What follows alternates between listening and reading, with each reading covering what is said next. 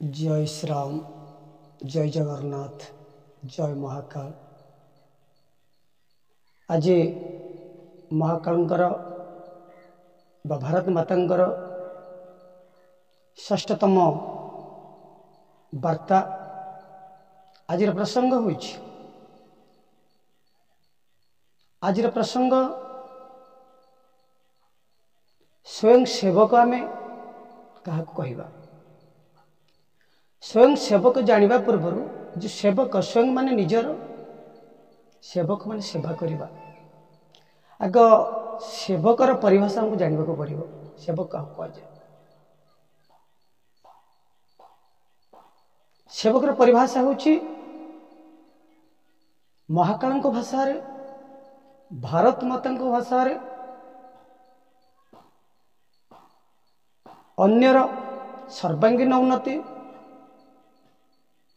करिवा, अन्यर सर्वांगीन प्रगति करिवा, अन्यर सर्वांगीन मंगल करिवा, अन्यर सर्वांगीन कल्याण करिवा, अन्यर सर्वांगीन विकास करिवा को सेवा कह जाए।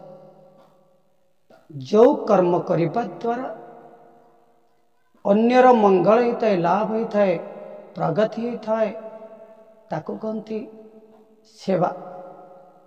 तो आज तो अनेक सेवक अच्छा संसार रे, आम मान भाषा रे अनेक सेवक अच्छा से माने निजे को कहती जे आमे होचु समाज रो सेवक, किए कहूँ आमे जगन्नाथ सेवक, किए कहूँ आमे जन सेवक, किए कहूँ आमे लोक सेवक, किए कहूँ आमे राष्ट्र सेवक, किए कहूँ विश्व सेवक। किंतु सतरे ये जो सेवकर परिभाषा कौन आमको जना? आमको तो जना नहीं ठीक कोटा भूल कोटा। ताले आसंतु शुणिबा से महाकाल भाषा रे, से भारत माता भाषा रे ये सेवकर परिभाषा। तेणु आम सेवा करिबा, अन्यर मंगल पे काम करिबा, जहा आमे अन्य पे त्याग करिबा, अन्य पे बलिदान करिबा, निजको समर्पण कर देबा, अन्यर मंगल कामना करिबा, परोपकार करिबा, दान दे देबा। तो प्रतिदान रो आशा न रखी आमे जो कल्याण काम करिबा अन्य प्रति कौन सी दानर आशा न रखी, कौन सी प्रतिदानर आशा न रखी, कौन सी स्वार्थर आशा न रखी जेतेबेले आमे अन्यर मंगल चिंता करिबा, अन्यर परोपकार काम करिबा, अन्यर सर्वांगीन उन्नति करिबा, से समय ही आमको कहजिवो एटा सेवा वास्तव सेवा, जहाँ महाकाल भाषा रे और भारत माता भाषा रे। किंतु आज आमे जो सेवा करुचे ये सेवार वास्तवता न थाए, सत्यता नहीं। तेणु आमे जदि जने समाज सेवी, आमे जने जति लोक सेवी, आमे जदि जने भारत माता सेवक, आमे जदि जनसेवक, ताहले प्रथमे आमको कौन करने को पड़िबो? स्वयं सेवक होगा पड़िबो। माने निजर सेवा करने आवश्यक, प्रथम आवश्यक होची निजर सेवा करवा। जो व्यक्ति निजर सेवा करी न थाए से केमिति अन्य सेवा करि परिबो? से केमिति समाज सेवा करि परिबो? से केमिति समाज सेवक होई परिबो? से केमिति जनसेवक होई परिबो? से केमिति लोक सेवक होई परिबो? से केमिति भारत मातार सेवक होई परिबो? ताले आसंतु जानिबा ए जो स्वयं सेवकर परिभाषा, निजर सेवा करिबा। ता निजर कौन सेवा करिबा? बस मनुष्य दी भाग विभक्त बोली कही आपण मानक पूर्व पर्याय। एक शरीर, दुई होची आत्मा।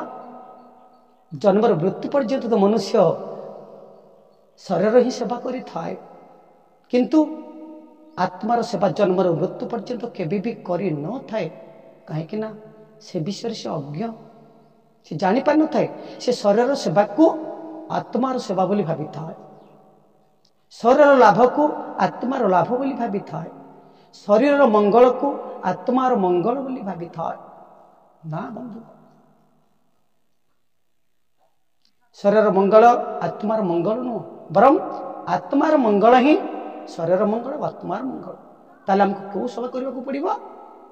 ଆତ୍ମାର ସେବା, ଯା ବାସ୍ତବ ସେବା। ଆତ୍ମାର ସେବା କ'ଣ? 84 ଲକ୍ଷ ଯୋନିରେ ଆମେ ଭ୍ରମଣ କରିକି ଆସିଛେ ୟା ପୂର୍ବରୁ। ତ ତାପରେ ଆମକୁ ମନୁଷ୍ୟ ଯୋନି ମିଳିଛି। ସୁତରାଂ এই 84 ଲକ୍ଷ ଯୋନିର କୁସଂସ୍କାର ଆମ ଭିତରେ, ଆତ୍ମ ଭିତରେ ସ୍ତର ସ୍ତର ହେଇକି ଅଛି।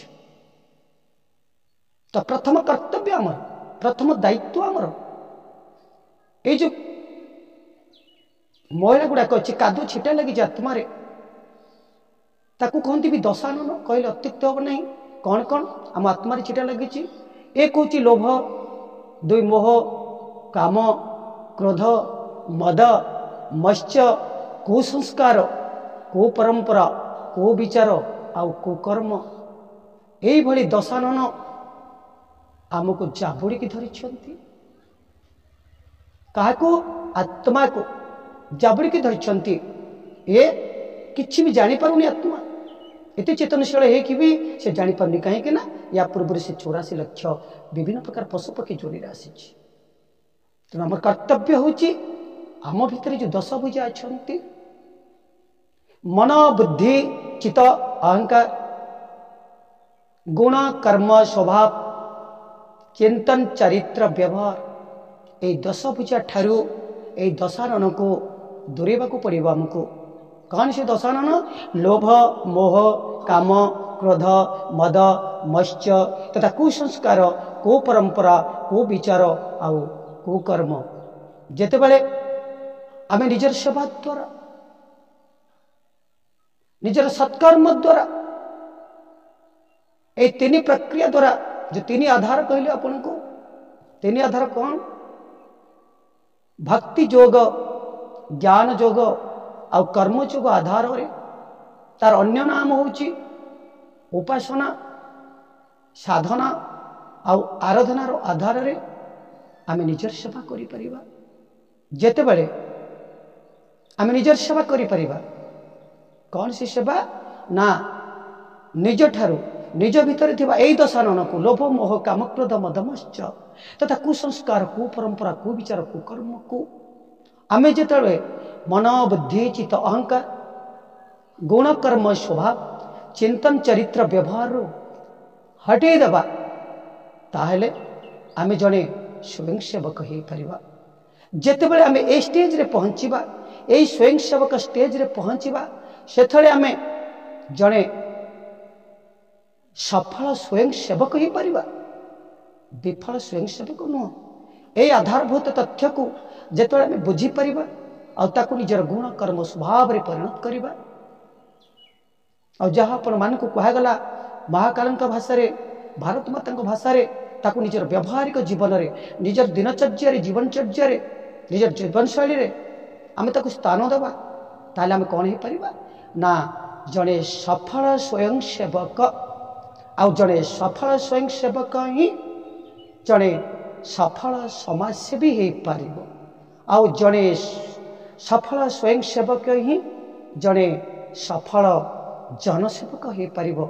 ଜଣେ ସଫଳ ସ୍ୱୟଂ ସେବକ ହିଁ ଜଣେ ସଫଳ ଲୋକସେବକ ହେଇପାରିବ। ଆଉ ଜଣେ ସଫଳ ସ୍ୱୟଂ ସେବକ ହିଁ ଜଣେ ସଫଳ ଭାରତ ମାତାଙ୍କର ସେବକ ହେଇପାରିବ। ଯଦି ଆମେ ନିଜର ସେବା କରିପାରିବାନି, କେବଳ ଅନ୍ୟର ସେବା କରୁଛୁ ବୋଲି ଡିଡିବା ପିଟିବା, ସମାଜକୁ ଦେଖେଇ ହେବା, ଆମେ ଗଣମାଧ୍ୟମ ଆଗରେ ଖାଲି ଦେଖେଇ ହେବା ଯେ ଆମେ ଜଣେ ସମାଜସେବୀ, କିନ୍ତୁ ନିଜର ଆମେ ସେବା କରୁନୁ। ଶାରୀରିକ ସେବା କହିଲେ ବି ଏଇଟା ତାହେଲେ ଆତ୍ମିକ ସେବା, ଯାହାଟା ବାସ୍ତବ ସେବା। ଆଉ ଆମକୁ ଶାରୀରିକ ସେବା ବି କରିବାକୁ ପଡ଼ିବ। କ'ଣ? ନା ନିଜର ଶାରୀରିକ ସେବା, ନିଜର ଖାଇବା ନିଜେ ରୋଷେଇ କରିବା ନିଜ ହାତରେ, ନିଜର ଡ୍ରେସ୍ ପଟା ନିଜେ ଧୋଇବା, ନିଜର ପିଇବା ପାଣିକୁ ନିଜେ ଆଣିବା। ପ୍ରତ୍ୟେକ ଦୈନନ୍ଦିନ ଜୀବନରେ ଆମ ଭିତରେ ଯାହା କରୁଛେ ତାକୁ ଆମେ ନିଜ ଦ୍ୱାରା, ଅନ୍ୟ ଦ୍ୱାରା ନ କରି ନିଜ ଦ୍ୱାରା କରିବା, ଏଇଟା ହେଉଛି ଶାରୀରିକ ସେବା। ତେଣୁ ଏଇ 2 ସେବା ଯେଉଁ ବ୍ୟକ୍ତି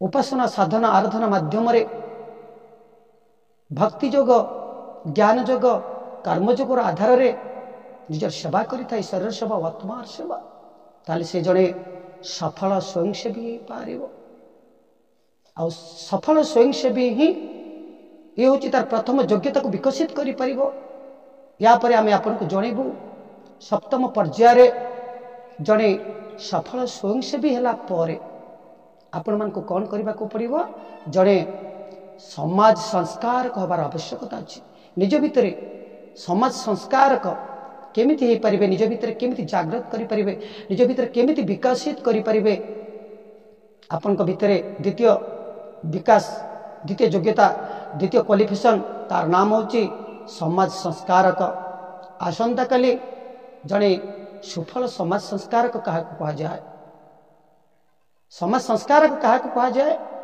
सफल समाज संस्कारक क्या कह जाए भारत माता भाषा रे महाकाल भाषा रे आसंता काली आपण मान पाखरे उपस्थापन करा जीवो जय श्री राम जय महाकाल जय जगन्नाथ।